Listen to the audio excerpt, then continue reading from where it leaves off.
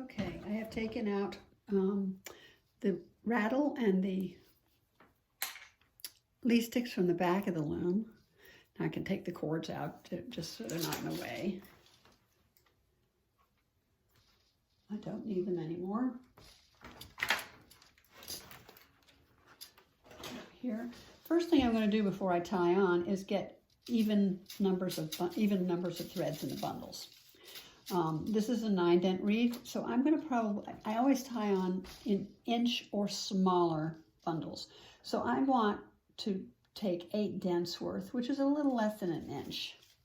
And I start on the outside edge, so this would be tied on with 4 and 4. I bundle that together, and I go all the way across doing the same thing, counting out 8 dents worth. If you're using a 12-dent reed, you might do 10 dents worth. If you're usually an even number. If you got a 10-dent reed, you might do 4 and 4 or 8 dents, but no more than an inch worth.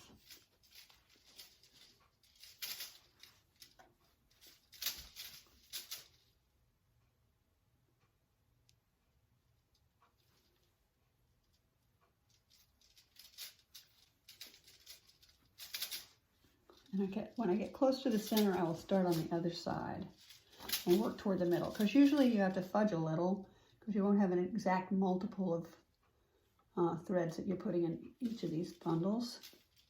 So I fudge in the middle, never on the edges.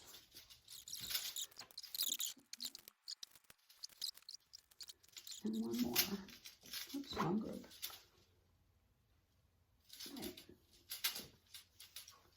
All right. So now these are the ones in the middle I may have to fudge. Maybe not. So I just undo all the slip knots and let's see what we got. And here you can actually use a comb. I use a comb to sort of straighten everything out.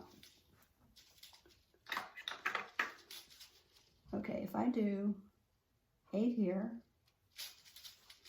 and 8 here, I end up with a group in the middle of 6. That's okay. I'll do that. If I ended up with just 3 or 4 dents worth in the middle, I would probably put them in these outer 2 groups. And occasionally I have to go farther out to keep the groups from being more than an inch. So I will count these. 1, 2, 3, 4, 5, 6. 1, 2, 3, 4, 5, 6. This is the center one. So the way I tie on is I smooth everything out. Usually you can comb it well with your fingers. I divide this in half. I would take it under the stick, under the apron rod. In this case, there's one bundle in the middle, so I'm going to go around that cord as well here. So I go in under the stick. Let me wind this forward just a little bit. I make sure my apron rods are even. If you only have one, if you don't have an apron, you'll only have one rod, so that's not a big issue. But you do want to make sure that the stick is centered in the loom so that if it's sticking out too much on one side, it will interfere. If you're sticking out too much here, it'll interfere with the gears on the side when you wind on. So I've gone under the stick.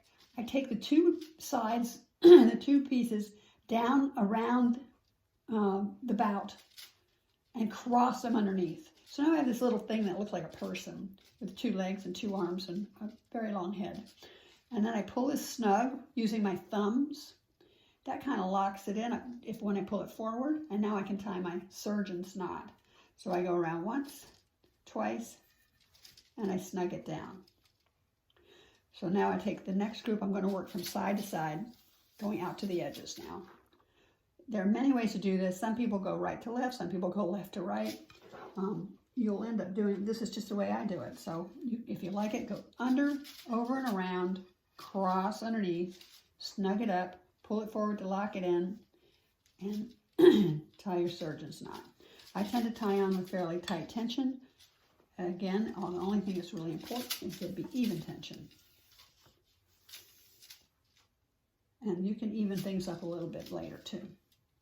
So I grab them like this. I go down under, over the stick, down on the sides, cross, use my thumbs to snug it up, lock it in, and tie my surgeon's knot. I will go back later and tie bows but not until I made sure the tension looks even all the way across. Smooth it out, split it in half. I'm going to go under and grab the two bouts like that, up, down on the sides, cross underneath, make your little person and snug up. Get that guy out of the way. So now I've got one in the middle, two on this side. I'll do one more on this side, and I'll show you another little trick.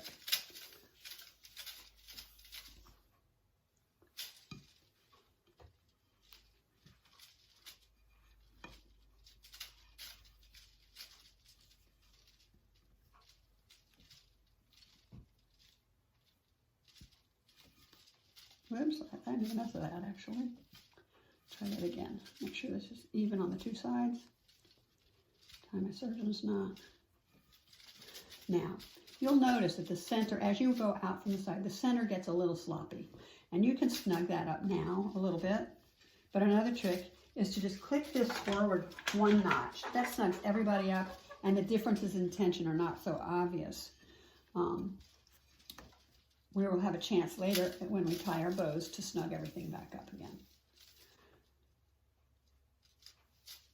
Now, on a narrow piece, you may have to do that click trick only once.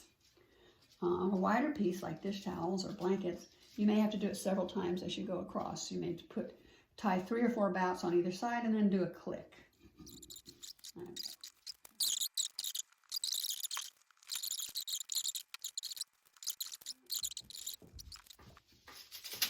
Last bout.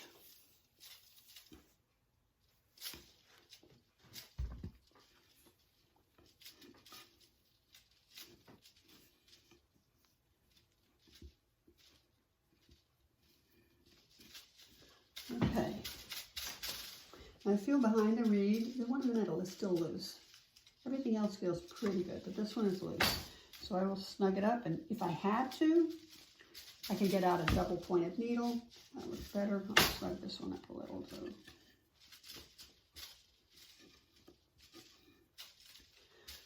Okay, that feels pretty even to me. So now I'm going to start on the right. I'm going to give it one last snug and tie a bow. In my case, I usually do a half bow or a slip knot. I find it easier and I think it holds snugger. So I go all the way across, snugging them up as I go. I already snugged that one in the middle so it didn't move at all.